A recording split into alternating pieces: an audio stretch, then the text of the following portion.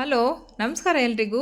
Welcome to south ರುಚಿ channel. ನಾನಿವತ್ತು ನಿಮ್ಮ ಜೊತೆ ಶೇರ್ ಮಾಡ್ಕೊಳ್ಳೋದು ರೆಸಿಪಿ ಬಂದು ಬೇಸನ್ ಚಿಲ್ಲ ಅಂತ ಹಿಂದಿನಲ್ಲಿ ಕರೀತಾರೆ ಇದನ್ನು, ಮತ್ತು ಕನ್ನಡದಲ್ಲಿ ಇದನ್ನು ಕಡಲೆ ಹಿಟ್ಟಿನ ದೋಸೆ ಅಂತ ಕರಿಬೋದು. ತುಂಬಾ ಒಂಥರ ಆಮ್ಲೆಟ್ಗೆ ನೆಕ್ಸ್ಟ್ ವೆಜ್ ರೆಸಿಪಿ ಅಂತಲೇ ಹೇಳೋದು, ವೆಜ್ ಆಮ್ಲೆಟ್ ಅಂತ ಹೇಳಿ ಶುರು ಮಾಡೋಣ ಇವಾಗ. ಇದಕ್ಕೆ ನಾನಿಲ್ಲಿ ಒಂದು ಮೀಡಿಯಮ್ ಸೈಜ್ ಈರುಳ್ಳಿ ಕಟ್ ಮಾಡ್ಕೊಂಡು ಹಾಕ್ಕೊಂಡಿದ್ದೀನಿ. ಸ್ವಲ್ಪ ಹಸಿಮೆಣಸಿನ್ಕಾಯಿ ಮತ್ತು ಕ್ಯಾರೆಟ್ ತುರಿ ನಿಮ್ಗೆ ಎಷ್ಟು ಬೇಕಷ್ಟು ಹಾಕ್ಕೊಳ್ಳಿ. ಬೀನ್ಸು ನಿಮ್ಗೆ ಇಷ್ಟವಾಗಿರೋ ತರಕಾರಿಗಳು ಯಾವ್ದು ಬೇಕಾದರೂ ಹಾಕೋಬೋದು. ನಾನಿಲ್ಲಿ ಶಿಮ್ಲಾ ಮಿರ್ಚಿ ಅಂತ ಹೇಳ್ತಾರಲ್ಲ, ದಪ್ಪ ಮೆಣಸಿನ್ಕಾಯಿ, ಅದನ್ನು ಕಟ್ ಮಾಡಿ ಹಾಕ್ಕೊಂಡಿದ್ದೀನಿ. ಮತ್ತು 1 ಕಪ್ಪಷ್ಟು ಕಡಲೆ ಹಿಟ್ಟನ್ನು ಹಾಕ್ಕೊಂಡಿದ್ದೀನಿ. ಟೊಮೆಟೊನ ಹಾಕೋಬೋದು, ಕ್ಯಾಬೇಜ್ ಅಂದರೆ ಕೋಸ್ ಹಾಕೋಬೋದು. ನಿಮ್ಗೆ ಇಷ್ಟ ಆಗಿರೋ ತರಕಾರಿ ಯಾವ್ದು ಬೇಕು ಅದನ್ನೆಲ್ಲ ಹಾಕೋಬೋದು. ಅದಾದಮೇಲೆ ಉಪ್ಪು, ರುಚಿಗೆ ತಕ್ಕಷ್ಟು ಅರಿಶಿನ ಪುಡಿ, ಮತ್ತು 1 ಟೇಬಲ್ ಸ್ಪೂನಷ್ಟು ಖಾರದ ಪುಡಿ, ಜೀರಿಗೆ ಪುಡಿ ನಾನು ಸ್ವಲ್ಪ ಹಾಕೋತಾ ಇದ್ದೀನಿ. ಅದು ಆಪ್ಷನಲ್ಲು, ಇಷ್ಟ ಇದ್ದರೆ ಹಾಕ್ಕೊಳ್ಳಿ, ಇಲ್ಲಾಂದರೆ ನೀವು ಸ್ಕಿಪ್ ಕೂಡ ಮಾಡ್ಬೋದು. ಇದನ್ನೆಲ್ಲ ಡ್ರೈ ಆಗಿ ಒಂದ್ಸಲ ನೀಟಾಗಿ ಮಿಕ್ಸ್ ಮಾಡ್ಕೋಬೇಕು.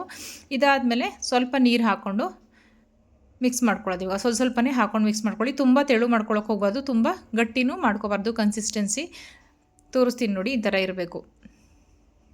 ತರಕಾರಿ ಎಲ್ಲ ಸ್ವಲ್ಪ ಹಿಟ್ಟಿಗೆ ಹೊಂದ್ಕೋಬೇಕು. ತುಂಬ ತೆಳು ಆದರೆ ತರಕಾರಿ ಒಂದು ಕಡೆ, ಹಿಟ್ಟು ಒಂದು ಕಡೆ ಆಗಿಬಿಡುತ್ತೆ. ಹಾಗಾಗಿ ತುಂಬಾ ಚೆನ್ನಾಗಿದೆ, ತುಂಬ ಕ್ವಿಕ್ಕಾಗಿ ನೋಡಿ ಈ ಕನ್ಸಿಸ್ಟೆನ್ಸಿನಲ್ಲಿ ಇರಬೇಕು ಬ್ಯಾಟರ್. ಇದು ತಕ್ಷಣ ಮಿಕ್ಸ್ ಮಾಡಿಕೊಂಡು ತಕ್ಷಣ ಮಾಡುವಂಥದ್ದು, ತುಂಬಾ ಈಸಿ. ಇವಾಗ ತವ ಕಾದಿದೆ, ಫುಲ್ಲು ಲೋ ಫ್ಲೇಮಲ್ಲಿ ಇಟ್ಟಾದಮೇಲೆ ಸ್ವಲ್ಪ ಎಣ್ಣೆ ಹಾಕ್ಕೋಬೇಕು. ಎಣ್ಣೆ ಹಾಕ್ಕೊಂಡು ಇವಾಗ ಕಡಲೆ ಹಿಟ್ಟಿನ ದೋಸೆ ಹಾಕ್ಕೊಳ್ಳೋಣ. ತುಂಬ ತೆಳುಗೇನು ಹಾಕ್ಕೊಳ್ಳೋ ಅವಶ್ಯಕತೆ ಇಲ್ಲ, ನಾವು ಆಮ್ಲೆಟ್ ಹಾಕ್ತೀವಲ್ಲ ಆ ಥರ ಹಾಕ್ಕೊಂಡ್ರೆ ಸಾಕಾಗುತ್ತೆ. ಇದಕ್ಕೆ ನಿಮ್ಗೆ ಎಷ್ಟು ತರಕಾರಿ ಬೇಕೋ ಅಷ್ಟು ತರಕಾರಿನೂ ಆ್ಯಡ್ ಮಾಡಿಕೊಂಡ್ರೆ ಮಕ್ಳಿಗೂ ಕೂಡ ಈ ರೀತಿ ನಾವು ದೋಸೆ ರೀತಿಯಲ್ಲಿ ತರಕಾರಿನೂ ಕೂಡ ತಿನ್ನಿಸ್ದಂಗೆ ಆಗುತ್ತೆ. ತುಂಬಾ ಚೆನ್ನಾಗಿರುತ್ತೆ. ನೀವು ಒಂದು ಸಲ ಟ್ರೈ ಮಾಡಿ. ಡಯಟ್ ಮಾಡೋರ್ಗಂತೆ ತುಂಬ ಒಳ್ಳೆಯೇ ರೆಸಿಪಿ ಅಂತಲೇ ಹೇಳ್ಬೋದು. ಫ್ಲೇಮ್ನ ಜಾಸ್ತಿ ಮಾಡಬಾರ್ದು, ಸ್ವಲ್ಪ ಲೋ ಫ್ಲೇಮಲ್ಲಿ ಇಟ್ಟು ಒಂದು 2 ಮಿನಿಟ್ಸ್ ಬೆಂದಾದಮೇಲೆ ಸ್ವಲ್ಪ ಮೀಡಿಯಮ್ ಫ್ಲೇಮಲ್ಲಿ ಇಟ್ಕೋಬೇಕು. ಮೀಡಿಯಮ್ ಫ್ಲೇಮಲ್ಲಿ ಇಟ್ಟಾದಮೇಲೆ ಈ ಥರ ಉಲ್ಟಾ ಮಾಡಿ ಒಂದ್ಸಲಿ ಬೇಯಿಸ್ಕೋಬೇಕು. ಇನ್ನೊಂದು ಹಾಕಿ ತೋರಿಸ್ತೀನಿ ನೋಡಿ ನಿಮಗೆ. ಇದ್ರ ಜೊತೆಗೆ ಯಾವ್ದಾದ್ರು ಒಂದು ಚಟ್ನಿ ಮಾಡಿಕೊಂಡ್ರೆ, ನೀವು ಪುದೀನ ಚಟ್ನಿ ಮಾಡ್ಕೊಳ್ತಿರೋ ಅಥವಾ ಟೊಮ್ಯಾಟೊ ಈರುಳ್ಳಿ ಚಟ್ನಿ ಮಾಡ್ಕೊತಿರೋ, ತೆಂಗಿನಕಾಯಿ ಚಟ್ನಿ ಜೊತೆಗೂ ಚೆನ್ನಾಗಿರುತ್ತೆ. ಯಾವುದಾದ್ರೂ ಒಂದು ಚಟ್ನಿ ಮಾಡ್ಕೊಂಡು ತಿನ್ಕೋಬೋದು. ಇಲ್ಲ ತರಕಾರಿ ಹಾಕಿರ್ತೀವಲ್ಲ, ನಾವು ತುಪ್ಪ ಹಾಕ್ಕೊಂಡು ಹಾಗೆ ಕೂಡ ಇದನ್ನು ಬ್ರೇಕ್ಫಾಸ್ಟ್ಗೆ ತೊಗೋಬೋದು. ಒಳ್ಳೆ ಡಯಟ್ ಮಾಡೋರಿಗೆಲ್ಲ ಒಳ್ಳೆ ರೆಸಿಪಿ ಅಂತಲೇ ಹೇಳ್ಬೋದು.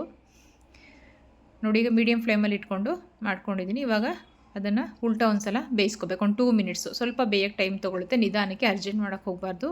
ಬೆಂದಿದೆ ನೋಡಿ, ತುಂಬಾ ಚೆನ್ನಾಗಿರುತ್ತೆ ಟೇಸ್ಟಿಯಾಗಿ. ನೀವು ಒಂದ್ಸಲ ಟ್ರೈ ಮಾಡಿ. ನಮ್ಮ ರೆಸಿಪಿಗಳು ನಿಮಗೆ ಇಷ್ಟ ಆದರೆ ಲೈಕ್ ಮಾಡಿ, ಶೇರ್ ಮಾಡಿ. Thanks for watching.